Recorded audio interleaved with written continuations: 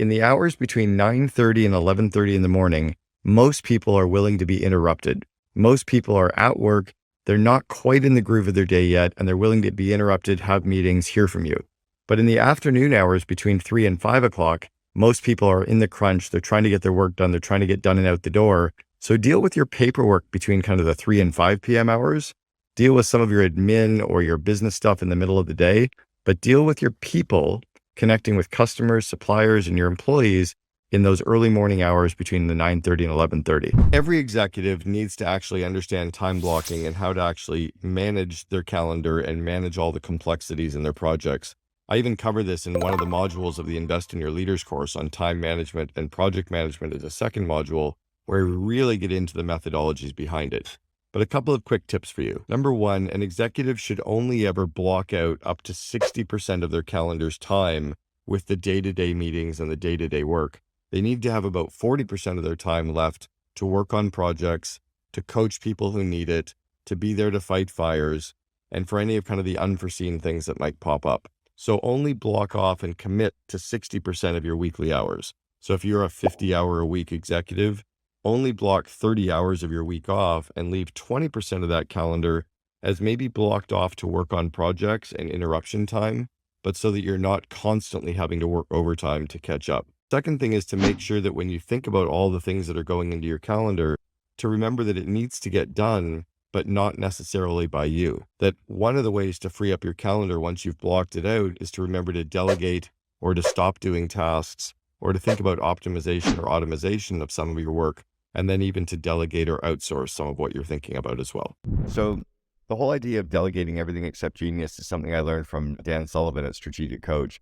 The basic idea is to get everything off your plate that drains you of energy, or that you suck at, or that you're just okay at, or maybe even things that you're really good at but you don't love doing, so that you end up only working on those few core areas that you're really good at, and it feeds you with energy, so that you bring all that energy and positive momentum back into the organization, and you delegate everything else to the people who like working on those things. For me, it's doing speaking, it's doing media interviews, it's coaching, it's networking. Those are really the things I love to do.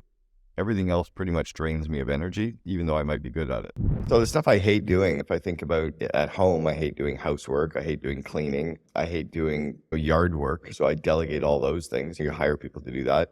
In the business world, I hate doing accounting. I hate doing finance. I hate doing sales. I don't like organizing kind of projects. I love planning. I love networking. I love motivating teams. I love kind of connecting the dots. But yeah, there's a whole bunch of stuff I don't love doing that I might be good at. So I just try to delegate those things and get them off my plate. So one of my very first mentors was Greg Clark. He was the founder of College Pro Painters. And Greg used to have a saying, it was people by day, paper by night.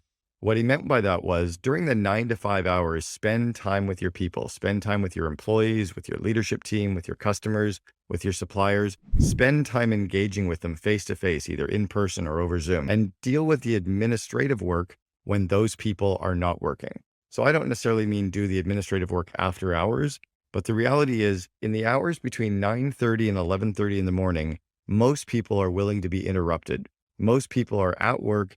They're not quite in the groove of their day yet, and they're willing to be interrupted, have meetings, hear from you. But in the afternoon hours between 3 and 5 o'clock, most people are in the crunch. They're trying to get their work done. They're trying to get done and out the door. So deal with your paperwork between kind of the 3 and 5 p.m. hours. Deal with some of your admin or your business stuff in the middle of the day, but deal with your people connecting with customers, suppliers, and your employees in those early morning hours between the 9:30 and 11:30. The people by day, paper by night absolutely wins. So many of us as entrepreneurs have read Jim Collins' famous book, Good to Great. And one of the key takeaways from Good to Great was the stop doing list. All of us have a to-do list, that never ending list of things that we're going to get done, that we're going to be working on, that we keep adding to. But do we ever take an inventory of all the stuff that we do and say, what can I stop doing? And here's how I think about all the things that I work on, or all the things that my team works on, or all the things that our company does for ourselves internally, or even with our clients, is what's the return on investment? The three inputs that we have in our company are people, the days, weeks, and months in front of us, or time, and money. And are we getting the highest return on investment from those three things? If you put the tasks through that filter and say, what's the ROI of doing that? Maybe we'll actually stop doing it, or maybe we'll just do it faster or in a shorter way. But that becomes a really good filter for your time because it's about working on the critical few things versus the important many. I was asked by somebody in my network when you should get an executive assistant. The reality is if you don't have an executive assistant, you are one. So the thing is that we all have things on our day-to-day list of things that we do that are minimum wage jobs.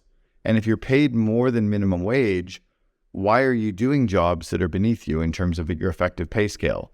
So I'll give you an example. Let's say I had someone working for me and I paid them $100,000 a year. So $100,000 a year, that's a $50 an hour job. Why are you doing work that's $15 an hour? Why am I paying you $50 to do $15 an hour tasks? So the opportunity is there for all leaders, for all executives, for all managers to find a way to get a fractional, doesn't have to be 40 hours a week executive assistant. It could be an EA that works for you 5 hours a week or 10 hours a week. It could be a shared executive assistant that multiple people use. But you have to get the minimum wage jobs off your plate, no different than most people have someone to come in and clean their home because it's a minimum wage job and we just don't want to spend time cleaning floors and cleaning toilets. So get that stuff off your plate to free you up to either work on the critical few things you should be doing or on the higher impact areas of your business you should be doing, or to have some more free time so you can show up back in your day-to-day with energy and being inspired. So I was just thinking about my Invest in Your Leaders course, and I don't even know if I covered this one concept in my Invest in Your Leaders course, which you should still sign up for. You should still invest in all your team and get them signed up. We give you a guarantee as well. If you don't get your money back within 30 days, we give you your money back. Anyway, second part of this whole thing, leaders can never be completely balanced. There's no way that you can have everything in your life completely in balance. You can't have your family and your friends and your fitness and the way you make money and spirituality and your travel and your eating and everything perfectly perfect all the time. You'll blow yourself up trying to have everything balanced. I think what it is kind of like being on one of those little balance boards where you just let a couple things slide once in a while. So it's all about deciding, and I have this tool called a balance wheel. The balance wheel is a tool we use with all of our COO Alliance members where they actually rate themselves on all 8 areas of their lives. They rate themselves on a scale of 1 through 10, and then they pick 2 areas that they want to really work on this quarter or this month. And they come up to and commit to a list of things they're going to do to get better on those 2 areas. And they let the other 6 areas just slide a little bit. And then they recalibrate and they recalibrate. That's the idea behind the balance wheel. So one of the best things I ever heard is from a friend of mine, Jack Daly, and he said, if you don't have an executive assistant, you are one. I'll tell you, it is so true. And the reality is we have a lot of things in our day that take up our day. We have a lot of tasks and projects that take up our day, but most of those things are way beneath our effective hourly rate. So if you're an entrepreneur or a CEO, let's say you earn $300,000 a year, you're making $150 an hour, you should be delegating every task that you do that's less than $150 an hour type of task. Because the reality is, if I was your boss and I was paying you $300,000 a year, I'd be pissed off knowing you were doing $15 an hour tasks all day long. So delegate everything except genius. And remember that quote from Jack Daly. If you don't have an executive assistant, you are one.